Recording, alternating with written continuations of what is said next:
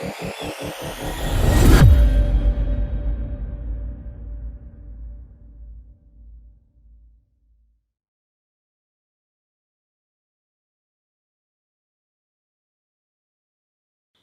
evening, all of you. I am Noel Saju from third year mechanical, and I am here to introduce our fourth guest of Tech Season 2. Today, the fourth episode of Tech Season 2 is a proud moment for all the Josephines because today's guest, Mr. Arun B. Kumar, who is a former faculty of our SGCT family. Now he is working as an engineer in the Texas Department of Transportation, USA. തീർച്ചയായിട്ടും bridges അല്ലെങ്കിൽ highways എന്ന് നമുക്ക് amazing ആയി തോന്നാറുണ്ട്. അത് തന്നെ ലോകം ഏറ്റവും ഉറ്റുനോക്കുന്നതും എല്ലാ രാജ്യങ്ങളും മാതൃകയാക്കാൻ ആഗ്രഹിക്കുന്നതുമായ അമേരിക്ക പോലുള്ള രാജ്യത്തെ ആണെങ്കിലോ അതെ, അവിടുത്തെ റിയൽ ലൈഫ് എക്സ്പീരിയൻസും അദ്ദേഹത്തിൻ്റെ ജീവിത അനുഭവങ്ങളുമാണ് നമ്മളുടെ ഇന്നത്തെ ഈ ടോക്കിൽ ഉൾപ്പെടുത്തിയിരിക്കുന്നത്. So let's hear all its from Arun sir, and I am proudly welcome Mister Arun B Kumar to TEDx talk to enlighten us with his valuable thoughts, and over to you, sir. Thank you.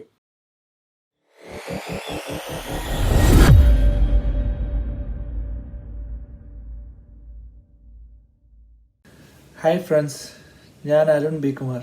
ഞാനിവിടെ Texas department of ട്രാൻസ്പോർട്ടേഷനിൽ assistant engineer, അല്ലെങ്കിൽ ഇവിടെ പറയുന്നത് അതിനെ engineering assistant എന്നാണ് പറയുന്നത്, ആയിട്ട് ജോലി നോക്കുന്നു. പിന്നെ ഇതിൻ്റെ അകത്തെ ഒരു കാര്യം എന്താണെന്ന് ചോദിച്ചു കഴിഞ്ഞാൽ, ഞാനൊരു മെക്കാനിക്കൽ എഞ്ചിനീയറാണ്. 2016 ഞാൻ ഇന്ത്യയിൽ നിന്ന് ഇങ്ങോട്ട് മൈഗ്രേറ്റ് ചെയ്തു. അതിനുശേഷമാണ് ഞാനിവിടെ 2018 ടെക്സസ് ഡിപ്പാർട്ട്മെൻറ്റ് ഓഫ് ട്രാൻസ്പോർട്ടേഷനിൽ അസിസ്റ്റൻ്റ് എഞ്ചിനീയറായിട്ട് ജോലിയിൽ പ്രവേശിച്ചത്. അപ്പോൾ പേര് കേൾക്കുമ്പോൾ തന്നെ അറിയാം, ടെക്സസ് ഡിപ്പാർട്ട്മെൻറ്റ് ഓഫ് ട്രാൻസ്പോർട്ടേഷൻ എന്ന് പറയുമ്പോൾ നമ്മൾ വിചാരിക്കും okay, mechanical engineer transportation, so it's something related to vehicles or automobiles. But ഇതൊന്നും അല്ല സംഭവം. ഇത് ശരിക്കും പറഞ്ഞു കഴിഞ്ഞാൽ ഒരു മെക്കാനിക്കൽ എഞ്ചിനീയറുടെ ജോബുമായിട്ട് വളരെ കുറച്ചെങ്കിലും സാമ്യം പറയാമെന്ന് പറയുന്നത് ശരിക്കും പറഞ്ഞു കഴിഞ്ഞാൽ ഒരു പ്രൊജക്റ്റ് മാനേജ്മെൻ്റ് ആണ് ഇവിടെ മെയിനായിട്ടും നമ്മൾ ചെയ്യുന്നത്. അപ്പോൾ നിങ്ങൾക്കെല്ലാവർക്കും അറിയാം, നമ്മുടെ നാട്ടിലെ പബ്ലിക് വർക്ക്സ് ഡിപ്പാർട്ട്മെൻ്റ് ഉണ്ടല്ലോ, അതായത് റോഡ് വേ, ബ്രിഡ്ജ് എല്ലാം കൺസ്ട്രക്റ്റ് ചെയ്യുന്ന ആ ഡിപ്പാർട്ട്മെൻറ്റ്. അപ്പോൾ ആ ഡിപ്പാർട്ട്മെൻറ്റ് ചെയ്യുന്ന അതേ ഫങ്ഷനുകളോ അതിൽ കൂടുതലായിട്ടോ ആണ് ഇവിടെ ടെക്സസ് ഡിപ്പാർട്ട്മെൻറ്റ് ഓഫ് ട്രാൻസ്പോർട്ടേഷൻ ഇവിടെ ചെയ്യുന്നത്. അപ്പോൾ മെയിൻ ഇതെന്ന് പറയുന്നത് construct, maintain highways and bridges in Texas. അപ്പോൾ ടെക്സസ് പോലെ തന്നെ US 50 സ്റ്റേറ്റുകളുണ്ട്. ടെക്സസ് പോലെ തന്നെ എല്ലാ സ്റ്റേറ്റുകൾക്കും അവരുടേതായ സ്റ്റേറ്റ് ഏജൻസി ഉണ്ട്. ഇപ്പോൾ വിർജീനിയ എടുക്കുകയാണെങ്കിൽ Virginia department of transportation, New York എടുക്കുകയാണെങ്കിൽ ന്യൂയോർക്ക് ഡിപ്പാർട്ട്മെൻറ്റ് ഓഫ് ട്രാൻസ്പോർട്ടേഷൻ. അപ്പോൾ ഏത് സ്റ്റേറ്റിലെയും ഡിപ്പാർട്ട്മെൻറ്റ് ഓഫ് ട്രാൻസ്പോർട്ടേഷൻ ശരിക്കും ചെയ്യുന്നതെന്ന് പറഞ്ഞു കഴിഞ്ഞാൽ ആ സ്റ്റേറ്റിൽ കൂടെ പോകുന്ന ഇൻ്റർസ്റ്റേറ്റ് ഹൈവേസ് ആണെങ്കിലും അല്ലാത്ത ശരിക്കും പറഞ്ഞു കഴിഞ്ഞാൽ യുണൈറ്റഡ് സ്റ്റേറ്റ് ഹൈവേ ആണെങ്കിലും അത് മെയിൻറ്റെയിൻ ചെയ്യുക അല്ലെങ്കിൽ അത് എക്സ്പാൻഡ് ചെയ്യുക എന്നുള്ള ഡ്യൂട്ടിയാണ് ആ സ്റ്റേറ്റിലെ ഡിപ്പാർട്ട്മെൻറ്റ് ഓഫ് ട്രാൻസ്പോർട്ടേഷൻ ഏജൻസിക്കുള്ളത്. അപ്പോൾ ഞാനിവിടെ ഈ ഡിപ്പാർട്ട്മെൻറ്റ് ഓഫ് ട്രാൻസ്പോർട്ടേഷനിൽ എങ്ങനെ എൻ്റെ ജേർണി തുടങ്ങി എന്ന് ഞാൻ ആദ്യമേ പറയാം. നമ്മുടെ നാട്ടിലൊക്കെ ശരിക്കും പറഞ്ഞു കഴിഞ്ഞാൽ പബ്ലിക് വർക്ക്സ് ഡിപ്പാർട്ട്മെൻറ്റിൽ നമുക്ക് ശരിക്കും പറഞ്ഞു കഴിഞ്ഞാൽ ജോലിക്ക് അപ്ലൈ ചെയ്യണം. അതായത് PSC വഴിയാണ്. PSCയിൽ അപ്ലൈ ചെയ്ത് ആദ്യമേ ടെസ്റ്റിന് വിളിച്ചു. ടെസ്റ്റ് കഴിഞ്ഞിട്ട് ഇൻ്റർവ്യൂ കഴിഞ്ഞിട്ട് അവർ ഷോർട്ട് ലിസ്റ്റ് ചെയ്ത് അതിൻ്റെ മാർക്കിനനുസരിച്ച് അല്ലെങ്കിൽ നമ്മൾ ജോലിയിൽ പ്രവേശിക്കുക. അപ്പോൾ ഇവിടുത്തെ ഇതെങ്ങനെയാണെന്ന് ചോദിച്ചു കഴിഞ്ഞാൽ, ഡിപ്പാർട്ട്മെൻറ്റ് ഏജൻസി ശരിക്കും പറഞ്ഞു കഴിഞ്ഞാൽ പബ്ലിക്കായിട്ട് എല്ലാവർക്കും വേണ്ടിയിട്ട് ജോബ് അനൗൺസ്മെൻറ്റ് നടത്തും. അപ്പം ആ ജോബ് അനൗൺസ്മെൻറ്റിൽ നമുക്ക് ആപ്റ്റായിട്ടുള്ള അവർ എക്സ്പീരിയൻസ് അതുപോലെയുള്ള എല്ലാ കാര്യങ്ങളെക്കുറിച്ചുമുള്ള ഡിസ്ക്രിപ്ഷൻ ആ ജോബ് ഡിസ്ക്രിപ്ഷനിൽ കാണും. അപ്പോൾ അതിന് വേണ്ട റിക്വയർമെൻറ്റ്സ് എന്താണെന്ന് കാണും. അപ്പോൾ അത് നമ്മളുടെ പ്രൊഫൈലുമായിട്ട് മാച്ച് ചെയ്യുന്നതാണെങ്കിൽ നമ്മൾ ശരിക്കും പറഞ്ഞു കഴിഞ്ഞാൽ അതിൽ അപ്ലൈ ചെയ്യുക. അപ്പോൾ എന്നോട് നമ്മുടെ ഇവിടെ തന്നെ പരിചയമുള്ള ഒരാളാണ് ഇതിനോട് പറഞ്ഞത്, ഇന്നപോലെ ഡിപ്പാർട്ട്മെൻറ്റ് ഓഫ് ട്രാൻസ്പോർട്ടേഷനിൽ ഒന്ന് അപ്ലൈ ചെയ്ത് നോക്കിക്കൂടെ എന്ന് ചോദിച്ചു. അപ്പോൾ ശരിക്കും പറഞ്ഞു കഴിഞ്ഞാൽ ഈ ഡിപ്പാർട്ട്മെൻറ്റ് ഓഫ് ട്രാൻസ്പോർട്ടേഷൻ എന്താണെന്ന് ഞാൻ അതിനു മുമ്പ് കേട്ടിട്ടില്ല. അപ്പോൾ ശരിക്കും ഗൂഗിൾ ചെയ്ത് നോക്കി. അപ്പോൾ അവരുടെ വെബ്സൈറ്റ് വന്നു. അപ്പോൾ വെബ്സൈറ്റിൽ ഇങ്ങനെയൊക്കെയാണ് കാര്യങ്ങൾ. അപ്പോൾ ആദ്യമേ കണ്ടപ്പോൾ വിചാരിച്ചു ഇത് സിവിൽ എഞ്ചിനീയേഴ്സിനുള്ളതാണ്, നമ്മളെപ്പോലെയുള്ള മെക്കാനിക്കൽ എഞ്ചിനീയേഴ്സിന് പറ്റില്ല എന്നുള്ള കാര്യം ആ ഒരു ഇതിലായിരുന്നു.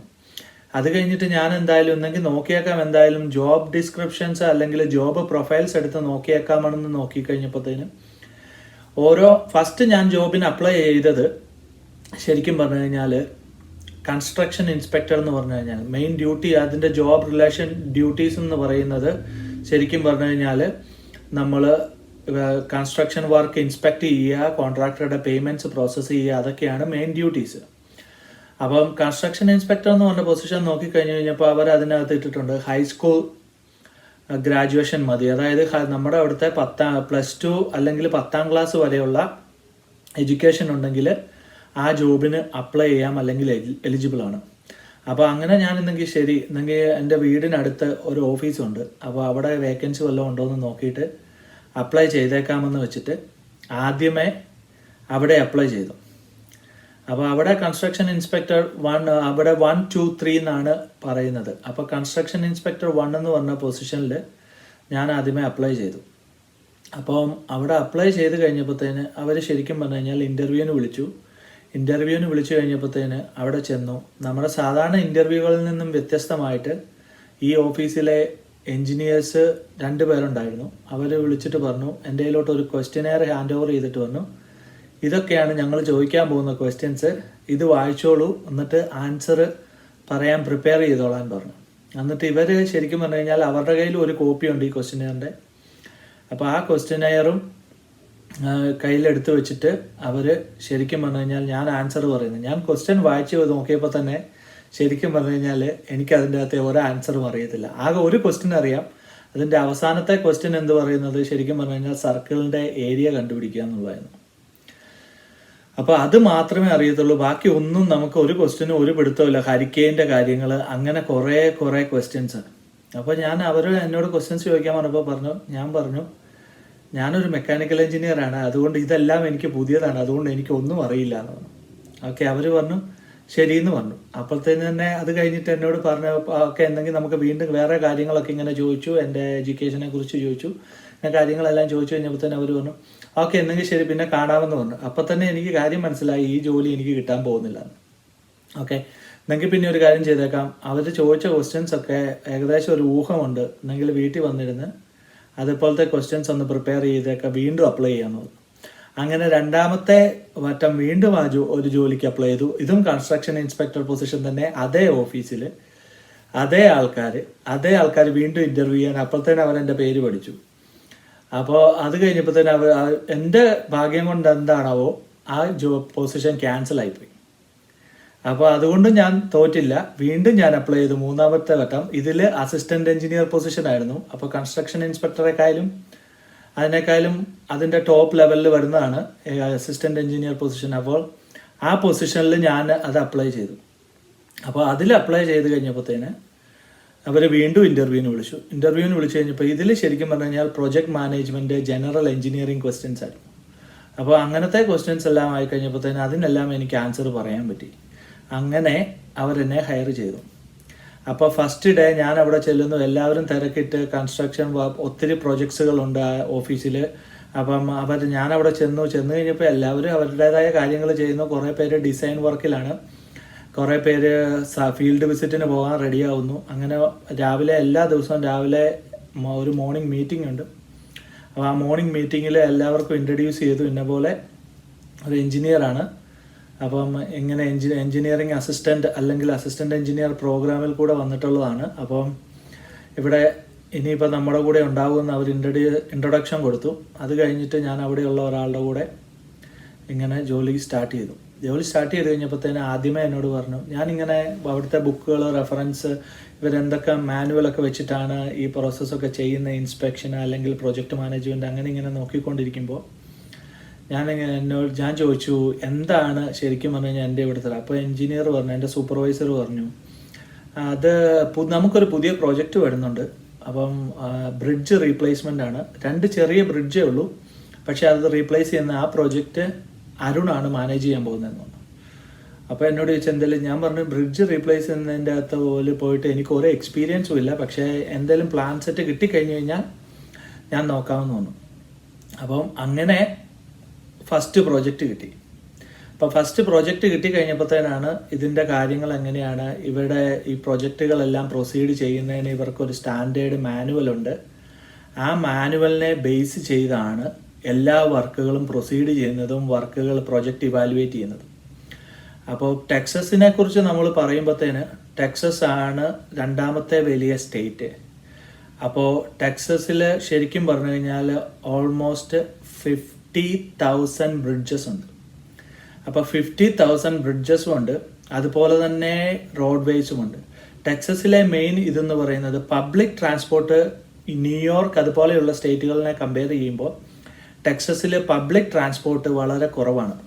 അപ്പോൾ കൂടുതലും ആൾക്കാർ ആശ്രയിക്കുന്നത് അവരുടെ പേഴ്സണൽ വെഹിക്കിളിനെയാണ് ട്രാവൽ ചെയ്യാൻ. അതുകൊണ്ട് തന്നെ ടെക്സസിൽ റോഡുകളും പാലങ്ങളും വീതി കൂട്ടുക അല്ലെങ്കിൽ അത് എക്സ്പാൻഡ് ചെയ്യുക എന്നുള്ളത് വളരെയധികം ആവശ്യകതയാണ്. അപ്പോൾ നമ്മൾ റോഡുകളുടെയും പാലങ്ങളുടെയും കാര്യങ്ങൾ പറയുമ്പോൾ ശരിക്കും പറഞ്ഞു കഴിഞ്ഞാൽ ഇവിടെ ഒരു പാലം പണിത് കഴിഞ്ഞാൽ നമുക്ക് എല്ലാ 2 കൊല്ലം കൂടുമ്പോഴും ഈ ആനുവൽ, അതായത് 2 ഇയേഴ്സിൽ നമുക്ക് ശരിക്കും പറഞ്ഞാൽ എല്ലാ പാലത്തിനും ഒരു ഇൻസ്പെക്ഷൻ ഉണ്ട്. അതായത് അതിൻ്റെ സിറ്റുവേഷൻ എങ്ങനെയാണ്, എന്തെങ്കിലും മെയിൻ്റനൻസ് ആവശ്യമുണ്ടോ, അല്ലെങ്കിൽ ആ പാലം റീപ്ലേസ് ചെയ്യേണ്ടതുണ്ടോ. അപ്പം ഇങ്ങനെ ഇതിന് സർട്ടിഫൈഡ് ആയിട്ടുള്ള ആൾക്കാരുണ്ട്. അപ്പോൾ അവർ പോയി ഈ ബ്രിഡ്ജ് ഇൻസ്പെക്ട് ചെയ്തിട്ട് ഈ ബ്രിഡ്ജിൻ്റെ റിപ്പോർട്ട് പ്രിപ്പയർ ചെയ്യും. അപ്പം അതിനനുസരിച്ച് ശരിക്കും പറഞ്ഞു കഴിഞ്ഞാൽ എൻ്റെ ഓഫീസ് എൻ്റെ വീടിനടുത്ത് ലമാർക്ക് എന്ന സ്ഥലത്താണ്. ഓരോ കൗണ്ടിക്കും ഒരു ഏരിയ ഓഫീസുണ്ട്. അതുപോലെ തന്നെ ഇപ്പോൾ കൗണ്ടി വലുതാണെങ്കിൽ അതിന് 1, 2 അല്ലെങ്കിൽ 3 ഏരിയ ഓഫീസസ് കാണും. അപ്പോൾ ഈ ഏരിയ ഓഫീസസ് എല്ലാം മാനേജ് ചെയ്യുന്ന ഒരു ഡിസ്ട്രിക്ട് ഓഫീസ് കാണും. ആ ഡിസ്ട്രിക്ട് ഓഫീസാണ് ഹ്യൂസ്റ്റണിലുള്ളത്. അപ്പോൾ ആ ഡിസ്ട്രിക്ട് ഓഫീസിൽ നിന്നാണ് മെയിൻ ആയിട്ടുള്ള ഓർഡേഴ്സ് വരുന്നത്. അപ്പം നമ്മുടെ ഏരിയ ഓഫീസേഴ്സ് എന്ന് പറയുന്നത് ശരിക്കും പറഞ്ഞു കഴിഞ്ഞാൽ ഈ പ്രോജക്റ്റുകൾ എല്ലാം മാനേജ് ചെയ്യുക എന്നുള്ളതാണ്. അത് കഴിഞ്ഞിട്ട് പ്രോജക്റ്റ് ക്ലോസ് ഔട്ട് ചെയ്യുന്ന പ്രോസസ്സ് എല്ലാം ഏരിയ ഓഫീസിൽ കൂടിയാണ് നടക്കുന്നത്. അപ്പോൾ ശരിക്കും പറഞ്ഞു കഴിഞ്ഞാൽ ഞാനിപ്പോൾ വർക്ക് ചെയ്യുന്ന ഓഫീസിൽ ഓൾമോസ്റ്റ് $1 ബില്യൺ പ്രോജക്റ്റ് നടക്കുന്നുണ്ട്. അപ്പം ഇവിടുത്തെ ഹൈവേകളിൽ മെയിനായിട്ട് നമ്പറിങ് സിസ്റ്റം, ഹൈവേ നമ്പറുണ്ട്. അപ്പോൾ ആ നമ്പർ സ്റ്റാർട്ട് ചെയ്യുന്ന either US or IH or interstate highway. IH എന്ന് പറഞ്ഞു കഴിഞ്ഞാൽ ഇന്റർസ്റ്റേറ്റ് ഹൈവേ എന്നാണ് പറയുന്നത്. ഇന്റർസ്റ്റേറ്റ് ഹൈവേ എന്ന് പറഞ്ഞു കഴിഞ്ഞാൽ ആ സ്റ്റേറ്റിനകത്ത് തന്നെ ഡിഫറെൻറ്റ് മെട്രോപൊളിറ്റൻ സിറ്റീസ് കണക്ട് ചെയ്യുന്നതാണ് IH എന്ന് റെപ്രസെൻറ്റ് ചെയ്യുന്നത്.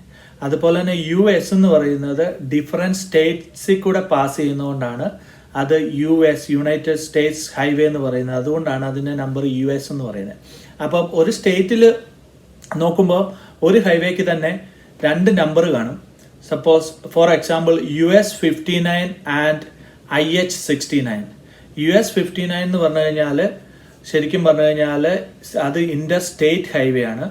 ഇന്റർസ്റ്റേറ്റ് ഹൈവേ അല്ല, ഡിഫറെൻറ്റ് സ്റ്റേറ്റിൽ കൂടെ പാസ് ചെയ്യുന്ന ഹൈവേ ആണ്. അതേസമയം IH എന്ന് സ്റ്റാർട്ട് ചെയ്തിട്ടുണ്ടെങ്കിൽ അത് ഇന്റർസ്റ്റേറ്റ് ഹൈവേ എന്ന് പറയും. അപ്പോൾ എങ്ങനെയാണ് ഇവിടെ പ്രൊജക്റ്റുകൾ കിട്ടുന്നത്? പാലങ്ങൾ പണിയുന്നുണ്ട്. ഇപ്പം ഞങ്ങൾ മാനേജ് ചെയ്യുന്ന ഒരു പ്രൊജക്റ്റ് എന്ന് പറയുന്നത് IH 45 എന്ന് പറയുന്ന, അതായത് ഇന്റർസ്റ്റേറ്റ് ഹൈവേയുടെ ലാസ്റ്റ് സെക്ഷൻ, അതായത് ഓൾറെഡി 6 ലൈൻ ഹൈവേ ആണ്. അതിനെ നമ്മളിപ്പോൾ 8 ലൈൻസ് ഹൈവേ ആയിട്ട് എക്സ്പാൻഡ് ചെയ്യുവാണ്. അപ്പോൾ ഇവിടെ പ്രൊജക്റ്റുകൾ എങ്ങനെയാണ് വരുന്നതെന്ന് ചോദിച്ചു കഴിഞ്ഞാൽ, പ്രൊജക്റ്റുകൾ ശരിക്കും പറഞ്ഞു കഴിഞ്ഞാൽ first initially funding federal highway authority ഉണ്ട്. അപ്പോൾ ഫെഡറൽ ഹൈവേ അതോറിറ്റിയുടെ കയ്യിൽ നിന്നാണ്, അവരാണ് മെയിൻ ഫണ്ടിങ്. ചിലത് സ്റ്റേറ്റ് തന്നെ ഫണ്ട് ചെയ്യും, ചിലത് സിറ്റികൾ ഫണ്ട് ചെയ്യും. അപ്പോൾ അത് ഡിപ്പെൻഡ്, ശരിക്കും പറഞ്ഞു കഴിഞ്ഞാൽ ഇവിടെ മീറ്റിങ്ങുകൾ നടത്തും, അല്ലെങ്കിൽ ഒരു കമ്മ്യൂണിറ്റി ഓഫ് പീപ്പിൾ അവർ സെനറ്റർക്ക് അല്ലെങ്കിൽ കോൺഗ്രസ്മെന് അങ്ങനെ അവരോട് റെക്കമെൻഡേഷൻ പറയും, ഇന്നപോലെ ഞങ്ങളുടെ കമ്മ്യൂണിറ്റിക്ക് ഇന്നപോലെ ഒന്നെങ്കിൽ ഇതുപോലെ ഒരു റോഡ് വേ വേണം ഇവിടെ, അല്ലെങ്കിൽ അങ്ങനെ ചെയ്യണം എന്ന് പറയുമ്പോഴാണ് പ്രോജക്റ്റ് ഫസ്റ്റ് ഡെവലപ്പ് ചെയ്യുന്നതിൻ്റെ ഇനീഷ്യൽ സ്റ്റേജ് കഴിഞ്ഞ് കഴിഞ്ഞാൽ ശരിക്കും പറഞ്ഞാൽ അങ്ങനെ ഒരു ഇത് വന്നു കഴിഞ്ഞാൽ അതിൻ്റെ ഫീസിബിലിറ്റി നോക്കും, എങ്ങനെയുണ്ട്. അല്ലെങ്കിൽ ആ ഹൈവേ അല്ലെങ്കിൽ ആ റോഡ് വേ, എല്ലാം ഹൈവേ ആവണമെന്നില്ല, അല്ലാത്ത റോഡ് വേസും ഉണ്ട്, കൗണ്ടി റോഡ്സ് ഉണ്ട്. അപ്പം റോഡ് വേ ആയി കഴിഞ്ഞു കഴിഞ്ഞാൽ അതുകൊണ്ട് ഫീസിബിലിറ്റി സ്റ്റഡി നടത്തി എങ്ങനെയുണ്ട്, അത് യൂസ്ഫുൾ ആകുമോ എന്ന് നോക്കും. അതിനുശേഷം അവിടുത്തെ അതിന് ചിലപ്പം പുതിയ പ്രൊജക്റ്റുകളായിരിക്കാം, പുതിയ റോഡ് വേ ആയിരിക്കാം, അല്ലെങ്കിൽ ഓൾറെഡി എക്സിസ്റ്റിംഗ് ആയിട്ടുള്ള റോഡ് വേ എക്സ്റ്റെൻഡ് ചെയ്യുന്നതാവാം. അപ്പോൾ എങ്ങനെയുള്ളതായാലും അവയുടെ ഫ്യൂച്ചർ പ്രഡിക്ഷൻസ് ഉണ്ട്. അതായത് സപ്പോസ് ഇപ്പോൾ ഇന്ന് ബിൽഡ് ചെയ്യുന്ന ഒരു റോഡ് വേ അല്ലെങ്കിൽ ഈ വർഷം ബിൽഡ് ചെയ്യുന്ന റോഡ് വേയിലൂടെയുള്ള ട്രാഫിക് 2040 എത്രയായിരിക്കും, ആ ഫ്യൂച്ചർ പ്രഡിക്ഷനെ ബേസ് ചെയ്തിട്ടാണ് റോഡ് വേ ഡിസൈൻ ചെയ്യുന്നത്. അതുപോലെ ബ്രിഡ്ജുകൾ ഡിസൈൻ ചെയ്യുന്നതും അങ്ങനത്തെ കാര്യങ്ങളുമെല്ലാം എത്ര ബ്രിഡ്ജ് വേണം അല്ലെങ്കിൽ എത്ര ലൈൻസ് വേണമെന്നുള്ളത്. അപ്പോൾ ഡിപ്പാർട്ട്മെന്റ് ഓഫ് ട്രാൻസ്പോർട്ടേഷനിൽ പറയുമ്പോൾ റോഡ്വേസ് ആൻഡ് ബ്രിഡ്ജസ് എന്ന് പറയും. അത് മാത്രമല്ല ഇതിൻ്റെ അകത്ത് വരുന്ന പ്രൊജക്റ്റുകൾ എന്ന് പറഞ്ഞാൽ ട്രാഫിക് സിഗ്നൽസ് വരും. അതുപോലെ തന്നെ ടെക്സാസ് ഡിപ്പാർട്ട്മെന്റ് ഓഫ് ട്രാൻസ്പോർട്ടേഷൻ്റെ കീഴിൽ ഏവിയേഷൻ ഉണ്ട്. അതുപോലെ പോർട്ട് അതോറിറ്റി, അതായത് ഒരു പോർട്ടിൽ നിന്ന് മറ്റൊരു പോർട്ടിലോട്ട് ട്രാൻസ്ഫർ ചെയ്യാനുള്ള സർവീസ് ഉണ്ട്. അതുപോലത്തെ ഫെറി സർവീസ് ഉണ്ട്. ഇങ്ങനത്തെ എല്ലാ കാര്യങ്ങളും മെയിൻറ്റെയിൻ ചെയ്യുന്നത്. അതുപോലെ റെയിലുണ്ട്, റെയിൽ കോർഡിനേറ്റ് ചെയ്യുന്നുണ്ട്. അപ്പോൾ ഒരു പ്രൊജക്റ്റ് തുടങ്ങിക്കഴിഞ്ഞ് കഴിഞ്ഞാൽ ഫസ്റ്റ് പ്ലാനിങ് ഫേസ് ആണ്. അപ്പോൾ പ്ലാനിങ് ഫേസിൽ എങ്ങനെയാണെന്ന് ചോദിച്ചു കഴിഞ്ഞാൽ ആദ്യമേ ഡിസൈനേഴ്സ് കൂടി ഒരു പ്ലാനെ നമുക്ക് ഡിവൈഡ് ചെയ്യുവാണെങ്കിൽ ഫസ്റ്റ് അതിൽ എന്തൊക്കെ ഐറ്റംസ് ഉണ്ട്. ഫസ്റ്റ് ശരിക്കും പറഞ്ഞു കഴിഞ്ഞാൽ റോഡ് വേ പ്രൊഫൈൽ എന്താണ്, final shape of that road way. രണ്ടാമത്തെ അതിൻ്റെ ഡ്രെയിനേജ്, എങ്ങനെയാണ് അതിൻ്റെ ഡ്രെയിനേജ് അതിൽ ബിൽഡ് ചെയ്യാൻ പോകുന്നത്. മൂന്നാമത്തെ ഇതെങ്ങനെ ഈ വർക്ക് നമുക്ക് പ്രൊസീഡ് ചെയ്യാം. അതിനുശേഷം ഈ വർക്ക് നടക്കുമ്പോൾ എങ്ങനെ നമുക്ക് ട്രാഫിക്കിനെ കൺട്രോൾ ചെയ്യാം അല്ലെങ്കിൽ ട്രാഫിക്കിനെ ഡീറ്റൂർ അല്ലെങ്കിൽ ഡൈവേർട്ട് ചെയ്യാം എന്നുള്ളതിൻ്റെ ഡീറ്റെയിൽഡ് പ്ലാൻ കാണും. അവസാനത്തെ ഇതെന്ന് പറഞ്ഞു കഴിഞ്ഞാൽ ശരിക്കും പറഞ്ഞാൽ എൻവയോൺമെന്റൽ ഫ്രണ്ട്ലി ആണ്. ശരിക്കും ഏതൊരു സോയില് ഇവിടെ നമ്മൾ ഡിസ്റ്റർബ് ചെയ്ത് എക്സ്പാൻഷന് വേണ്ടി ഡിസ്റ്റർബ് ചെയ്ത് കഴിഞ്ഞാലും at the end of the project അല്ലെങ്കിൽ ഇൻ ബിറ്റ്വീൻ ദ പ്രോജക്റ്റ് നമ്മൾ അത് ശരിക്കും പറഞ്ഞു കഴിഞ്ഞാൽ സോഡിങ് അല്ലെങ്കിൽ ഗ്രാസ് പിടിപ്പിച്ച് അല്ലെങ്കിൽ ലാൻഡ്സ്കേപ്പ് ചെയ്ത് കൊടുത്തിരിക്കണം. ഇല്ലെങ്കിൽ ശരിക്കും പറഞ്ഞു കഴിഞ്ഞാൽ ആ റോഡ് വേ ഫൈനൽ ഇൻസ്പെക്ഷൻ പാസ്സാവില്ല. അപ്പോൾ ഇങ്ങനെ 4 സ്റ്റേജസ് അല്ലെങ്കിൽ 5 സ്റ്റേജസ് ഉണ്ട്. അപ്പോൾ ഫസ്റ്റ് പ്ലാനിങ് ഫേസിൽ ശരിക്കും പറഞ്ഞു കഴിഞ്ഞാൽ എൻവയോൺമെന്റൽ ഇമ്പാക്ട്സ് നോക്കും. അതായത് ഈ റോഡ് വേ വരുന്നത് കൊണ്ട് എന്തെങ്കിലും വാട്ടർ സോഴ്സസിനെ അഫക്റ്റ് ചെയ്യുന്നുണ്ടോ, അല്ലെങ്കിൽ എന്തെങ്കിലും ഹസാഡസ് മെറ്റീരിയൽസ് എർത്തിലോട്ട് വരുന്നുണ്ടോ, അല്ലെങ്കിൽ അങ്ങനെയുള്ള എൻവയോൺമെന്റൽ ഇമ്പാക്ട് അസസ്മെന്റ് ഉണ്ടാവും. അതിനുശേഷം പബ്ലിക്കിന്റെ ഒപ്പീനിയൻ എടുക്കും. കാരണം എന്താണെന്ന് ചോദിച്ചു കഴിഞ്ഞാൽ ഇപ്പോൾ പുതിയ റോഡ് വേയുടെ കേസിലൊക്കെ ശരിക്കും പറഞ്ഞു കഴിഞ്ഞാൽ സ്റ്റേറ്റ് കഴിഞ്ഞിട്ട് സ്റ്റേറ്റിന്റെ ലിമിറ്റ് ഉണ്ട്, അതിന് റൈറ്റ് ഓഫ് വേ എന്നാണ് പറയുന്നത്. അപ്പോൾ ഈ റോഡ് വേ എക്സ്പാൻഡ് ചെയ്യാൻ വേണ്ടിയിട്ട് ശരിക്കും പറഞ്ഞു കഴിഞ്ഞാൽ നമുക്ക് സ്റ്റേറ്റിന്റെ റൈറ്റ് ഓഫ് വേയിൽ നിന്ന് എൻക്രോച്ച് അല്ലെങ്കിൽ ഒരു പ്രൈവറ്റ് പ്രോപ്പർട്ടിയിലോട്ട് എൻക്രോച്ച് ചെയ്യണമെങ്കിൽ നമ്മൾ അവരുമായിട്ടുള്ള സംസാരിക്കണം. അപ്പോൾ അതിനു വേണ്ടിയിട്ട് ഫസ്റ്റ് ഇനീഷ്യൽ ഫേസിൽ ഇങ്ങനെ ഒരു പ്രൊജക്റ്റ് പ്രൊപ്പോസ് ചെയ്ത് കഴിഞ്ഞ് കഴിഞ്ഞാൽ പബ്ലിക്സിന്റെ ഒപ്പീനിയൻ നമ്മൾ എടുക്കും. അപ്പോൾ പബ്ലിക്കിന്റെ ഒപ്പീനിയൻ എടുത്തു കഴിഞ്ഞ് കഴിഞ്ഞാൽ പബ്ലിക് എന്ന് പറഞ്ഞാൽ സിറ്റിസൺ ഓഫ് യുണൈറ്റഡ് സ്റ്റേറ്റ്സ്. അപ്പോൾ അവരുടെ ഒപ്പീനിയൻ എടുത്തതിന് ശേഷം അത് കൺസിഡർ ചെയ്തതിന് ശേഷം ആദ്യമേ നമ്മൾ right of way map prepare ചെയ്യും. ആ right of way map prepare ചെയ്യുമ്പോൾ നമുക്കറിയാം ഏതെങ്കിലും പ്രോപ്പർട്ടി നമുക്ക് അക്വയർ ചെയ്യണം, നമ്മുടെ പ്രൊജക്റ്റ് കംപ്ലീറ്റ് ചെയ്യണമെന്നുണ്ടെങ്കിൽ ആ പ്രോപ്പർട്ടി ഓണറുമായിട്ട് നെഗോഷിയേറ്റ് ചെയ്യും. എങ്ങനെയാണ് ശരിക്കും ഇന്നപോലെ ഒരു പ്രൊജക്റ്റ് വരുന്നുണ്ട്, അപ്പോൾ ഇതുപോലെ എങ്ങനെയാണ് നിങ്ങൾ വില്ലിങ് ആണോ. അപ്പം അത് ശരിക്കും പറഞ്ഞു കഴിഞ്ഞാൽ അങ്ങനെ നെഗോഷിയേറ്റ് ചെയ്ത് കഴിയുമ്പോഴത്തേന് നമുക്ക് ശരിക്കും പറഞ്ഞു കഴിഞ്ഞാൽ അവർ നമ്മുടെ വില്ലിങ് ആണെങ്കിൽ അവർ പറയും ഓക്കെ, അങ്ങനെ നമ്മൾ അതിനെ ആ പ്രോപ്പർട്ടി സ്റ്റേറ്റ് ഏജൻസി അല്ലെങ്കിൽ ഡിപ്പാർട്ട്മെന്റ് ഓഫ് ട്രാൻസ്പോർട്ടേഷൻ വാങ്ങിക്കും. അപ്പോൾ അങ്ങനെ അത് ചെയ്യും. രണ്ടാമത്തെ കേസുകൾ എന്ന് പറയുന്നത് ഇവിടുത്തെ ഒരു രീതി എന്താണെന്ന് വെച്ചാൽ ടെലിഫോൺ ലൈന്, ഗ്യാസ് ലൈൻ, അങ്ങനെ ഇതെല്ലാം സ്റ്റേറ്റിന്റെ റൈറ്റ് ഓഫ് വേയിൽ കൂടെ ആയിരിക്കും പാസ് ചെയ്യുന്നത്. അതിന് അവർ പെർമിറ്റ് ഉണ്ടെങ്കിൽ അതിലൂടെ പാസ് ചെയ്യും.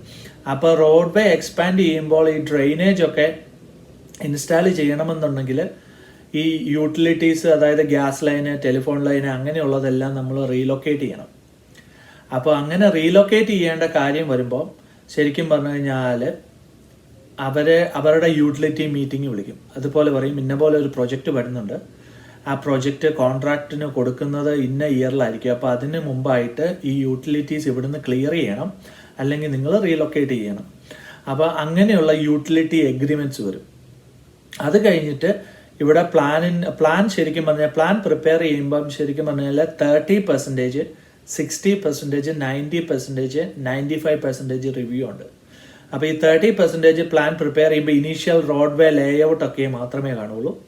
അപ്പം ആ 30% എല്ലാ റിവ്യൂവേഴ്സിൻ്റെയിലും സർക്കുലേറ്റ് ചെയ്തിട്ട് നോക്കും എന്തെങ്കിലും എറേഴ്സ് ഉണ്ടോ എന്ന്. അതിനുശേഷം അവരുടെ കമൻസ് റിട്ടേൺ ചെയ്ത് കഴിഞ്ഞാൽ ആ കമൻസ് അഡ്രസ്സ് ചെയ്ത് ഡ്രെയിനേജ് അവയൊക്കെ ഇൻക്ലൂഡ് ചെയ്ത് 60% വരും. അപ്പോൾ ആ 60% പ്ലാൻ റിവ്യൂവിലും വീണ്ടും എറേഴ്സ് ചെക്ക് ചെയ്യും. അതിന് ഇഷ്യൂ ഇല്ലെങ്കിൽ വീണ്ടും കമൻസ് സെൻഡ് ചെയ്ത് കഴിഞ്ഞ് കഴിഞ്ഞാൽ അവർ 90% പ്ലാൻസ് വരും. 90% പ്ലാൻസ് എന്ന് പറയുന്നത് ഓൾമോസ്റ്റ് കംപ്ലീറ്റ് ആണ്. അതിലെല്ലാ ആ പ്രൊജക്റ്റ് സ്റ്റാർട്ട് ചെയ്യാനുള്ള ഓൾമോസ്റ്റ് എല്ലാ ഇതും കാണും. അതായത് ഡ്രെയിനേജ് കാണും, ട്രാഫിക് കൺട്രോൾ കാണും, റോഡ് വേ ലേഔട്ട് കാണും, എൻവയൺമെൻറ്റൽ ക്ലിയറൻസിനുള്ള വേണ്ട ഇത് കാണും. അതുപോലെ തന്നെ എങ്ങനെയാണ് at the end of the project landscape എങ്ങനെ മെയിൻറ്റെയിൻ ചെയ്യണം അതെല്ലാമായിട്ട് കാണും. അപ്പോൾ ആ 90% റിവ്യൂ കഴിഞ്ഞ് കഴിഞ്ഞാൽ മെയിൻ ഹെഡ് ഓഫീസ് ഓസ്റ്റിനിലാണ്, ടെക്സസിലെ തന്നെ. അങ്ങോട്ട് ഈ പ്ലാൻ സെറ്റ് 95% ആയി ബാക്കിയെല്ലാം ഫിനിഷ് ചെയ്ത് അങ്ങോട്ട് അയച്ചു കൊടുക്കും. എന്നിട്ട് അവിടുത്തെ ഫൈനൽ റിവ്യൂ കഴിഞ്ഞതിന് ശേഷം ശരിക്കും പറഞ്ഞു കഴിഞ്ഞാൽ ഈ പ്ലാൻസ് ലെറ്റിങ്ങിന് റെഡിയാവും. അതിനുശേഷം കോൺട്രാക്ടറുടെ കയ്യിൽ നിന്ന് ഇങ്ങനെ ബിഡ് ചെയ്യും ഈ പ്രോജക്റ്റ് കോൺട്രാക്ടേഴ്സ്. അവർ ഈ പ്ലാൻ നോക്കി ബിഡ് ചെയ്തിട്ട് അവരിങ്ങനെ ക്വസ്റ്റ്യൻസ് നോക്കും. അങ്ങനെ ലോവസ്റ്റ് ബിഡർ ആരാണോ അയാൾക്ക് ഈ പ്രോജക്റ്റ് അവാർഡ് ചെയ്യും. പ്രോജക്റ്റ് അവാർഡ് ചെയ്ത് കഴിഞ്ഞ് കഴിഞ്ഞാലാണ് ശരിക്കും പറഞ്ഞാൽ ഏത് കൗണ്ടിയിലാണോ ആ പ്രോജക്റ്റ് ആ ഏരിയ ഓഫീസിലോട്ട് ഈ പ്ലാൻസ് വരും. അപ്പോൾ ഈ പ്ലാൻസ് വന്നു കഴിഞ്ഞ് കഴിഞ്ഞാൽ പ്രൊജക്ട് മാനേജർ എന്ന് പറഞ്ഞ റോള് നമ്മൾ ചെയ്യുമ്പോൾ ശരിക്കും പറഞ്ഞു കഴിഞ്ഞാൽ നമുക്ക് ഈ പ്രൊജക്റ്റ് കറക്റ്റായിട്ട് മാനേജ് ചെയ്യുക. അപ്പോൾ ബാക്കിയുള്ള ഇതെന്ന് പറഞ്ഞു കഴിഞ്ഞാൽ നമ്മൾ റോഡ് വേ കോൺട്രാക്ടറുമായിട്ട് കമ്മ്യൂണിക്കേറ്റ് ചെയ്യുക, കൗണ്ടിയായിട്ട് കമ്മ്യൂണിക്കേറ്റ് ചെയ്യുക, സിറ്റി ആയിട്ട് കമ്മ്യൂണിക്കേറ്റ് ചെയ്യുക, എങ്ങനെ എഫിഷ്യൻ്റ് ആയിട്ട് ഈ പ്രോജക്റ്റ് കംപ്ലീറ്റ് ചെയ്യാം വിത്തിൻ ദ ടൈം ലിമിറ്റ്. നമ്മുടെ നാട്ടിലെ പോലെയല്ല, ഇവിടെ ശരിക്കും പറഞ്ഞു കഴിഞ്ഞാൽ ഇത്ര ദിവസത്തിനുള്ളിൽ ഈ പ്രോജക്റ്റ് കംപ്ലീറ്റ് ചെയ്യണമെന്നുണ്ട്. അപ്പോൾ അത്രയും ദിവസത്തിനുള്ളിൽ ആ പ്രൊജക്റ്റ് കംപ്ലീറ്റ് ചെയ്തില്ല എന്നുണ്ടെങ്കിൽ കോൺട്രാക്ടറുടെ റെസ്പോൺസിബിലിറ്റിയാണ്. അത് കഴിഞ്ഞിട്ടുള്ള എക്സ്ട്രാ വരുന്ന ഓരോ ദിവസവും ലിക്വിഡേറ്റഡ് ഡാമേജസ് എന്ന് പറയും, ഡിപ്പാർട്ട്മെൻറ്റിന് അവർ റീപേ ചെയ്യണം. അതുകൊണ്ട് കോൺട്രാക്ടേഴ്സും ശരിക്കും പറഞ്ഞു കഴിഞ്ഞാൽ കറക്റ്റായിട്ട് പണിയെടുക്കും. അപ്പം അങ്ങനെ ഇത് ശരിക്കും പറഞ്ഞു കഴിഞ്ഞാൽ ഈ പ്രോജക്റ്റ് ഫിനിഷ് ചെയ്യുക എന്നുള്ളതാണ്. അപ്പം മെക്കാനിക്കൽ എഞ്ചിനീയറുടെ ജോലി എന്ന് പറഞ്ഞു കഴിഞ്ഞാൽ ഇവിടെ ഞാനപ്പം എൻ്റെ സൂപ്പർവൈസേഴ്സിനൊക്കെ ചോദിച്ചു, ഞാനൊരു മെക്കാനിക്കൽ എഞ്ചിനീയറാണ്. അപ്പോൾ പറഞ്ഞു ഇവിടെ എഞ്ചിനീയേഴ്സ് എന്ന് പറയുന്ന 2 കൂട്ടരേ ഉള്ളൂ അവർ കണക്ക് കൂട്ടുന്നത്. ഒന്ന് എഞ്ചിനീയറിംഗ് ഡിഗ്രിയും മാത്തമാറ്റിക്സും അറിയാവുന്നവരും, എഞ്ചിനീയറിംഗ് ഡിഗ്രി ഉണ്ട് മാത്തമാറ്റിക്സ് അറിയത്തില്ലാത്തവരും. അപ്പം നിങ്ങൾക്ക് എഞ്ചിനീയറിംഗ് ഡിഗ്രിയും മാത്തമാറ്റിക്സും അറിയാമെങ്കിൽ നിങ്ങൾക്ക് ഈ ഡിപ്പാർട്ട്മെൻറ്റ് വർക്ക് ചെയ്യാമെന്നാണ് എന്നോട് പറഞ്ഞത്. അപ്പം ഞാൻ ശരിക്കും പറഞ്ഞു കഴിഞ്ഞാൽ ഒരു എഞ്ചിനീയറിംഗ് അസിസ്റ്റൻറ്റ് പ്രോഗ്രാമിലാണ്. എഞ്ചിനീയറിംഗ് അസിസ്റ്റൻറ്റ് പ്രോഗ്രാം എന്ന് പറയുന്നത് ഇവിടെ എഞ്ചിനീയർ എന്ന് പറയണമെന്നുണ്ടെങ്കിൽ ഇവിടെ നമ്മളൊരു എക്സാം പാസ്സാവണം, അതായത് പ്രൊഫഷണൽ എഞ്ചിനീയറിംഗ് എക്സാം എന്ന്. അതിനുശേഷം സ്റ്റേറ്റ് ബോർഡുണ്ട്, അവർ നമുക്കൊരു ലൈസൻസ് ഇഷ്യൂ ചെയ്യും. ലൈസൻസ് ഇഷ്യൂ എന്ന് പറഞ്ഞു കഴിഞ്ഞാൽ ഇതൊരു സ്റ്റാമ്പാണ്, നമ്മുടെ നാട്ടിലെ ഗസറ്റഡ് ഓഫീസേഴ്സിനെ പോലെ. അപ്പം ആ സ്റ്റാമ്പ് വെച്ചിട്ടാണ് നമുക്ക് പ്ലാൻസ് സീല് ചെയ്യാനും ഒക്കെ പറ്റുകയുള്ളൂ. അപ്പം അതിന് 2 സ്റ്റേജ് ഉണ്ട്. First fundamentals of engineering exam എന്ന് പറഞ്ഞുകൊണ്ട്, അപ്പോൾ ഫണ്ടമെന്റൽസ് ഓഫ് എഞ്ചിനീയറിംഗ് എക്സാം എന്ന് പറഞ്ഞാൽ നമ്മുടെ എഞ്ചിനീയറിംഗ് സബ്ജക്റ്റുകളെല്ലാം ഉണ്ട്. അത് ശരിക്കും പറഞ്ഞു കഴിഞ്ഞാൽ 5.5 മണിക്കൂർ എക്സാമാണ്, 110 ക്വസ്റ്റ്യൻ ഉണ്ട്. ആ എക്സാം ക്ലിയർ ചെയ്യണം. ആ എക്സാം ക്ലിയർ ചെയ്ത് കഴിഞ്ഞ് കഴിഞ്ഞാൽ പ്രൊഫഷണൽ എഞ്ചിനീയറിംഗ് എക്സാം എന്ന് പറയുന്നത് ശരിക്കും ഇൻഡെപ്ത് എക്സാമാണ്. അത് ശരിക്കും 8 മണിക്കൂറാണ് എക്സാം, 80 ക്വസ്റ്റ്യൻ ഉണ്ട്. അതപ്പോൾ നമുക്ക് ഏതെങ്കിലും സബ്ജക്റ്റ് ഇൻഡെപ്ത് ചൂസ് ചെയ്യാം. ഹൈഡ്രോളിക്സ് ഉണ്ട്, അതുപോലെ HVAC ഉണ്ട്, പിന്നെ മൂന്നാമത്തെ പിന്നെ ഉള്ളത് മെഷീൻ ഡിസൈൻ. അപ്പോൾ ഇതിലേതാണ് നമുക്ക് ഇഷ്ടമുള്ളതെന്ന് പറഞ്ഞാൽ ആ സബ്ജക്റ്റ് ചൂസ് ചെയ്ത് അത് പാസ്സാകുക. പിന്നെ ഉള്ളതെന്ന് പറഞ്ഞു കഴിഞ്ഞാൽ 4 വർഷം എക്സ്പീരിയൻസ് വേണം, അതൊരു പ്രൊഫഷണൽ എഞ്ചിനീയറുടെ കീഴിലുള്ള എക്സ്പീരിയൻസ്. അപ്പം ഞാനിപ്പം ആ എക്സ്പീരിയൻസിന് വേണ്ടിയിട്ട് വെയിറ്റ് ചെയ്യുന്നു. അപ്പോൾ ആ 4 വർഷത്തെ എക്സ്പീരിയൻസും ആയി കഴിഞ്ഞ് കഴിഞ്ഞാൽ നമ്മൾ ഇതുവരെ വർക്ക് ചെയ്ത പ്രൊജക്റ്റുകളുടെ ഒരു ഡീറ്റെയിൽഡ് റിപ്പോർട്ട് തയ്യാറാക്കി നമ്മളത് ബോർഡിന് സബ്മിറ്റ് ചെയ്ത് കഴിഞ്ഞാൽ അത് അവർ ഇവാലുവേറ്റ് ചെയ്തിട്ട് നമുക്ക് ലൈസൻസ് ഇഷ്യൂ ചെയ്യും. അപ്പോൾ ആ ലൈസൻസ് ഇഷ്യൂ ചെയ്ത് കഴിഞ്ഞ് കഴിഞ്ഞാൽ ശരിക്കും പറഞ്ഞു കഴിഞ്ഞാൽ നമ്മളൊരു പ്രൊഫഷണൽ എഞ്ചിനീയറിനായി. അത് നമ്മുടെ ഇത് നെയിമിൻ്റെയൊക്കെ ഇതിൽ അവർ പിന്നെ സീലിലുമെല്ലാം PE എന്ന് പറഞ്ഞ ഇത് വരും. PE എന്ന് നമുക്ക് എഴുതാൻ പറ്റും. അതുപോലെ തന്നെ നമ്മുടെ പ്ലാൻസ് എല്ലാം നമ്മൾ ഇവാലുവേറ്റ് ചെയ്യുക, നമ്മളത് സീൽ ചെയ്യുക. അത് സീൽ ചെയ്ത് കഴിഞ്ഞാൽ അതിൻ്റെ ഫുൾ റെസ്പോൺസിബിലിറ്റി നമ്മൾക്കാണ്. അപ്പോൾ ഒരു പ്രൊഫഷണൽ എഞ്ചിനീയർ സീൽ ചെയ്ത പ്ലാൻസ് എന്ന് പറയുന്നതിന് അത്ര വാലിഡിറ്റി ഉണ്ട് ഇവിടെ. അപ്പം അങ്ങനെയാണ് ആ ഒരു ഇതിലാണ്. അപ്പോൾ പ്രൊഫഷണൽ എഞ്ചിനീയർ ആയി കഴിഞ്ഞ് കഴിഞ്ഞാൽ അതിൻ്റെ പിന്നെ ഉള്ളതെന്ന് പറഞ്ഞാൽ transportation engineer, area engineer, director, അങ്ങനെ പല പല പൊസിഷൻസ് ഉണ്ട്. അപ്പോൾ ഇതിൽ അപ്ലൈ ചെയ്ത് നമുക്ക് കയറി വരിക എന്ന് പറയുന്നത് നമുക്ക് കൂടുതൽ എക്സ്പീരിയൻസ് ആണ്. കൂടുതലും ഏരിയ ഓഫീസേഴ്സുകളിൽ നമുക്ക് കൂടുതൽ എക്സ്പോഷർ കിട്ടും. അതായത് നമ്മൾ എല്ലാ കൺസ്ട്രക്ഷൻ ആക്ടിവിറ്റീസും പല ടൈപ്പ് കൺസ്ട്രക്ഷൻ ആക്ടിവിറ്റീസ് ഉണ്ട്, ഫീൽഡ് ഇഷ്യൂസ് ഉണ്ട്. അപ്പോൾ അങ്ങനത്തെ ഫീൽഡ് ഇഷ്യൂസ് ഒക്കെ വരുമ്പോഴത്തേനും നമ്മളത് എങ്ങനെ ഹാൻഡിൽ ചെയ്യുന്നു എന്നതാണ് നമുക്കിവിടെ നോക്കുന്നത്. അപ്പോൾ അത്ര എക്സ്പോഷർ കിട്ടുമ്പോൾ നമുക്ക് എങ്ങനെ പ്രൊജക്റ്റ് മാനേജ് ചെയ്യാം. അപ്പോൾ നമ്മുടെ നാട്ടിലെ ബ്രിഡ്ജ്, അപ്പോൾ ഇവിടെ ബ്രിഡ്ജ് എന്ന് പറയുന്നത് ശരിക്കും പറഞ്ഞു കഴിഞ്ഞാൽ ബ്രിഡ്ജ് കൺസ്ട്രക്ഷൻ എന്ന് പറയുന്നത് വളരെ ഇമ്പോർട്ടൻ്റ് ആയിട്ടുള്ള കാര്യമാണ്. അതുപോലെ തന്നെ ഇവിടെ റോഡ് വേ കൺസ്ട്രക്ഷൻ കംപ്ലീറ്റ് ചെയ്ത് കഴിഞ്ഞാൽ ഇവിടെ ഇനാഗുറേഷൻ എന്ന് പറഞ്ഞ പരിപാടിയൊന്നുമില്ല. റോഡ് കൺസ്ട്രക്ട് ചെയ്തു, അതിൽ കൂടെ ട്രാഫിക്കിന് ഓട്ടോമൊബൈൽസ് വെഹിക്കിൾസ് റൺ ചെയ്തു, നേരെ അവർ ഷിഫ്റ്റ് ചെയ്തു, അടുത്ത കൺസ്ട്രക്ഷൻ സ്റ്റാർട്ട് ചെയ്തു. അല്ലാതെ ആർക്കും വേണ്ടി ഇവിടെ വെയിറ്റ് ചെയ്യുമോ അങ്ങനത്തെ ഇതൊന്നുമില്ല. അപ്പോൾ ശരിക്കും പറഞ്ഞു കഴിഞ്ഞാൽ സിറ്റിസൺസ് ആണ്, അതായത് അവരുടെ എന്ത് ഓപ്ഷൻസ് ഉണ്ടെങ്കിലും, ഇപ്പം നമ്മുടെ റോഡിൽ ഒരു കുഴി ഉണ്ടെങ്കിലും നമുക്ക് കോൾ വരും, ഇന്ന പോലെ ഒരു പ്രശ്നം, ഇന്ന പോലെ ഒരാൾ കംപ്ലൈൻറ്റ് വെച്ചിട്ടുണ്ട്, അത് നമ്മൾ നോക്കണം എന്താ ഇഷ്യൂ എന്നാണ്. അതുപോലെ ട്രാഫിക് ലൈറ്റ് വർക്ക് ചെയ്യുന്നില്ല, അങ്ങനത്തെ കംപ്ലയിൻറ്റ്സ് വരും. അതുപോലെ സിറ്റിസൺസിന് എന്ത് കംപ്ലയിൻറ്റും വരും, അത് 7 അല്ലെങ്കിൽ 10 ഡേയ്സിനുള്ളിൽ റിസോൾവ് ചെയ്യുക എന്നുള്ളതാണ് ശരിക്കും.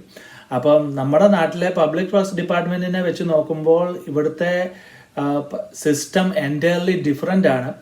അതുപോലെ നമ്മുടെ റോഡ് വേസിൽ ശരിക്കും പറഞ്ഞു കഴിഞ്ഞാൽ റോഡ് വേ ബിൽഡ് ചെയ്യുന്ന രീതിയിൽ നിന്ന് ഇവിടെ എൻറ്റയർലി ഡിഫറെൻ്റ് ആണ്. ഇവിടെ ഓൾമോസ്റ്റ് എല്ലാ റോഡ് വേസും കോൺക്രീറ്റ് ആണ്. നേരത്തെ ആസ്ഫാൾട്ട് ഉണ്ടായിരുന്നു, അത് ഇപ്പോൾ കോൺക്രീറ്റിലോട്ട് കൺവേർട്ട് ചെയ്തിട്ടുണ്ട്. അപ്പം അങ്ങനെ ഉള്ള ഒരു രീതിയാണ്. അപ്പം ബ്രിഡ്ജ് കൺസ്ട്രക്ഷനിലൊക്കെ എന്ന് പറഞ്ഞു കഴിഞ്ഞാൽ ശരിക്കും പറഞ്ഞാൽ ഡിഫറെൻറ്റ് ലെവൽസ് ഓഫ് ഇൻസ്പെക്ഷൻ ഉണ്ട്.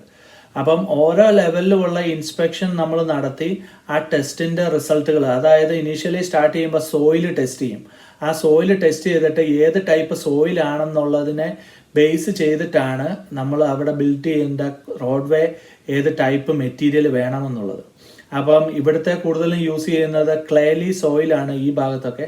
അപ്പോൾ കൂടുതൽ അവർ ലൈം വാട്ടർ അല്ലെങ്കിൽ ലൈമാണ് നമ്മൾ യൂസ് ചെയ്യുന്നത്, അത് മിക്സ് ചെയ്ത് സ്ട്രോങ് ആക്കാൻ വേണ്ടിയിട്ട്. അതിനുശേഷം അതിന് മുകളിൽ സബ്ഗ്രേഡ്, അതിനുശേഷം ഫൈനൽ ലെയർ ആണ് കോൺക്രീറ്റ് അല്ലെങ്കിൽ നമ്മൾ പറയുന്ന ടാർ ചെയ്യുക എന്ന് പറയുന്നത്.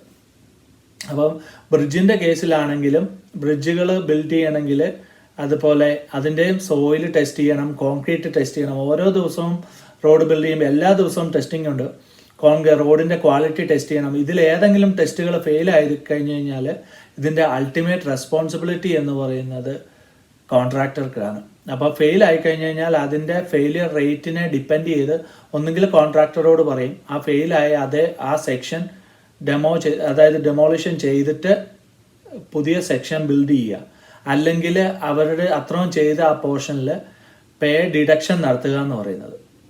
അപ്പോൾ ഓവറോൾ ഇങ്ങനെയാണ് ശരിക്കും പറഞ്ഞു കഴിഞ്ഞാൽ പ്രൊജക്ട് മാനേജ്മെൻ്റ് ആണ് ഞാനിവിടെ ചെയ്യുന്നത്.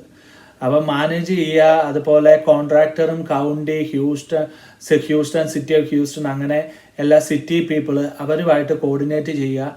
അതുപോലെ അവരുടെ ക്വസ്റ്റ്യൻസിന് ആൻസർ ചെയ്യുക. അതുപോലെ പ്രൊജക്റ്റുകൾക്കകത്ത് എന്തെങ്കിലും ചേഞ്ച് ഉണ്ടെങ്കിൽ ആ ചേഞ്ചുകൾ നമ്മൾ വരുത്തുക. അതുപോലെ അവരുടെ ഡിസ്കഷൻസ്, സജഷൻസ് എടുക്കുക. എന്നിട്ട് അത് കറക്റ്റ് ആണോ അല്ലെങ്കിൽ നമുക്ക് എന്തെങ്കിലും ചേഞ്ചസ് വരുത്തണമോ എന്നുണ്ടോ നോക്കുക. അതുപോലെ ഇവിടെ ശരിക്കും പറഞ്ഞു കഴിഞ്ഞാൽ എല്ലാ ദിവസവും ശരിക്കും ഇൻസ്പെക്ടേഴ്സ് കോൺട്രാക്ടറുടെ പേയ്മെൻറ്റ്സ് പ്രോസസ്സ് ചെയ്യും.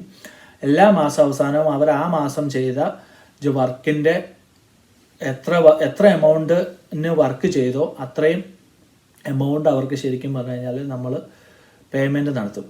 അപ്പം അങ്ങനെയാണ് എല്ലാ മാസം. അതുകൊണ്ട് കോൺട്രാക്ടേഴ്സിനും അങ്ങനെയാണ്. അപ്പോൾ ഇത്ര ദിവസമുണ്ട്, 180 ഡേയ്സ് അല്ലെങ്കിൽ 365 വർക്കിംഗ് ഡേയ്സ്. ശരിക്കും ഇവർ different types of working days ഉണ്ട്. 5 ഡേയ്സ് ഉണ്ട്, അതായത് മൺഡേ ടു ഫ്രൈഡേ, ചിലത് Monday to Saturday, Sunday off ആയിരിക്കും. അപ്പോൾ അങ്ങനെയുള്ള വർക്കിംഗ് ഡേയ്സ് വെച്ചിട്ടാണ് കാൽക്കുലേറ്റ് ചെയ്യുന്നത്. അപ്പം ഇവിടെ മഴ പെയ്യുവാണെങ്കിൽ അല്ലെങ്കിൽ റെയിൻ അങ്ങനെ ഉണ്ടെങ്കിൽ അത് അവർക്കൊരു ക്രെഡിറ്റ് ഡേ ആയിട്ട് അങ്ങനെ കൊടുക്കും. അപ്പം അങ്ങനെ 365 ഡേയ്സ് കൊണ്ട് കംപ്ലീറ്റ് ചെയ്യേണ്ട പ്രോജക്റ്റ് ആണെങ്കിൽ 365 ഡേയ്സിനുള്ളിൽ ആ പ്രോജക്റ്റ് കംപ്ലീറ്റ് ചെയ്തിരിക്കണം. ഇല്ലയെന്നുണ്ടെങ്കിൽ ശരിക്കും പറഞ്ഞു കഴിഞ്ഞാൽ അതിൽ അവരോട് ഡാമേജ് ക്ലെയിം അല്ലെങ്കിൽ ലിക്വിഡേറ്റഡ് ഡാമേജസ് എന്ന് പറഞ്ഞ് നമ്മൾ കോൺട്രാക്ടർ ഡിപ്പാർട്ട്മെൻറ്റിന് ഈടാക്കണം. അതുപോലെ തന്നെ നമ്മൾ കൺസ്ട്രക്ഷൻ നടക്കുന്ന സമയത്ത് ഒരിക്കലും ഒരു റോഡ് വേയും നമുക്ക് കംപ്ലീറ്റ് ആയിട്ട് ക്ലോസ് ചെയ്യാൻ പറ്റില്ല. പബ്ലിക്കിന് അപ്പോഴും നമ്മൾ ട്രാവൽ ചെയ്യാനുള്ള ഓപ്ഷൻ കൊടുത്തിരിക്കണം.